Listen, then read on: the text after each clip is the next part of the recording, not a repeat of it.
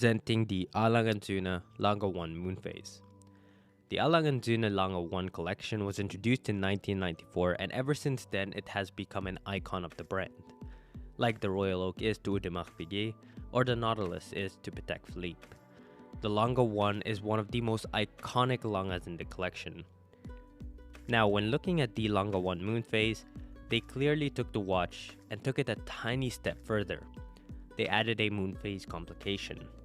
What many consider to be a useless complication, to me personally, I consider it more of a piece of art.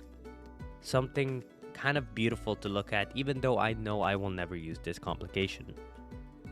In 1994, when Alang & Zuna introduced the Lange 1, it was a definite head-turner.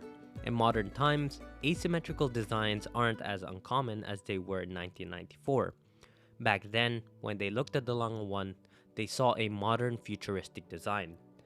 Not only was it asymmetrical, it was also harmonious because Lange designed this with the rule of thirds. One big thing that makes Alang & Zuna a fan favorite is their attention to detail. Allow me to give you a couple of examples with the Lange 1 moon phase. As you can see here, when I rotate the disc, the moon phase is not only used to calculate the phases of the moon. It is also used as a day and night indicator. You will see that the nighttime has the stars and the daytime does not. It has sort of a nice light blue hue to it that's absolutely stunning. Now, of course, the attention to detail doesn't stop there. If you turn the watch around, you will see your balance engraving.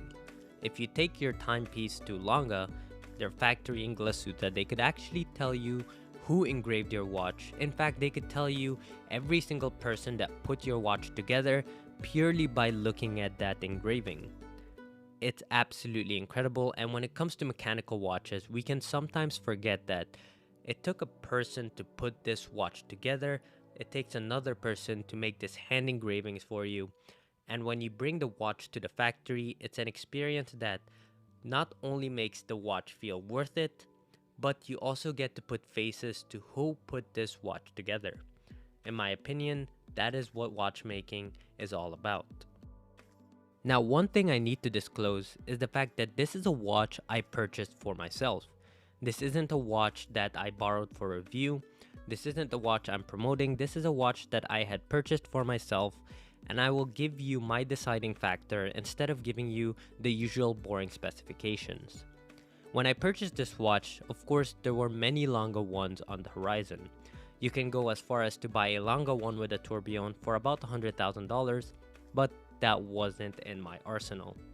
What I was looking for was the Lange 1, but just with a tiny step further, and I went with the moon phase. The moon phase is my favorite complication, but to me, it's not only about the moon phase. The way I personally look at Alang & Zuna, especially when you start to look at their calibers from the datograph and so on, I look at them as pieces of art on your wrist. To me personally, I did go for the Lange 1 moon phase because I thought it looked better. But if the moon phase is not your thing, then go for the normal version without the moon phase. You will save a lot of money, and essentially you're going to be getting the exact same watch. Powering this piece is Lange's caliber L121 with 72 hours of power reserve, 47 different jewels, and made of over 400 different parts. You get a very beautiful movement constructed of German silver, which is why you get that gold hue, and it only gets more beautiful as time goes by and the movement patinas. Now, the complications included with the Lange 1, you get the power reserve indicator on the right side, you of course get that moon phase, you get the seconds hand on top of the moon phase, you get the regular time on the left side, and you get the iconic big date. The Lange 1 moon phase with the black dial also comes with a fully white gold case, and finally, the 38.5mm case fits beautifully on my 6.5-inch wrist, as I believe it will fit anybody's wrist beautifully. The watch comes with the Goldilocks size. Overall, if you get the chance to check out the Lange 1 moon phase in the boutique, I would highly recommend doing so. There's a couple of things that I didn't enjoy about the watch. One of the major negatives I had was the fact that they didn't have anti-reflective coating on the crystal, but that is pretty much my only big gripe with the watch. No watch is perfect, but to me, the Lange one is as close as it gets.